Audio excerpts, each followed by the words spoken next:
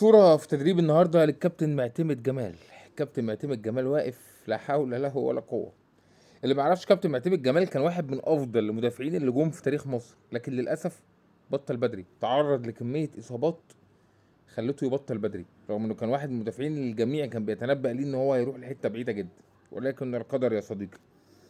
كابتن معتمد جمال على مستوى التدريب يمكن ما عملش كارير كبير، ولكن سبحان الله بيرجع يدرب الزمالك في وقت كان درب الزمالك مره قبل كده، وبرده على فكره مشي بشكل جيد، كان في الكونفدراليه بس ما كملش، جه جوزيه جوميز بعدها.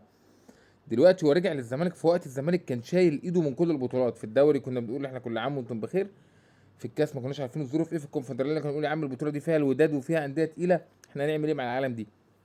في اللحظه اللي انا بكلمك فيها دلوقتي الزمالك فاضل له نقطه وياخد الدوري، ويكسب ماتش بكره ياخد الكونفدراليه. فالكابتن معتمد جمال من فضل ربنا رجع لك الامل في كل حاجه. حد يقول لي بقى ده امكانياته تعبانه ومش عارف ايه والدنيا ماشيه، يا عم ماليش فيه. هو ده مدرب الزمالك، وان شاء الله اي مكسب بامر الله هيتحسب له، هيتكتب له في تاريخه انه كسب باذن الله الكونفدراليه والدوري مع الزمالك. الحاله اللي هو فيها حاله صعبه، يمكن اول مره في حياته بيتعرض للضغوط دي، اول مره في حياته بيتعرض للضغوط دي. فربنا يكون في عونه وربنا يوفقه وربنا ينور له بصيرته، وان شاء الله بكره يقدر يقود الزمالك للتتويج بالكونفدراليه، وتبقى بطوله مهمه ليه في كاريره كمدرب. وان شاء الله يوم الاربع بكل حدث حديث، يوم الاربع يتوج بالدوري ويبقى عمل موسم تاريخي لنفسه.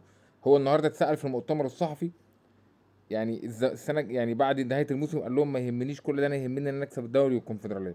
مشواره اللي جاي دي حاجه بتاعت ربنا، حاجه بتاعت ربنا.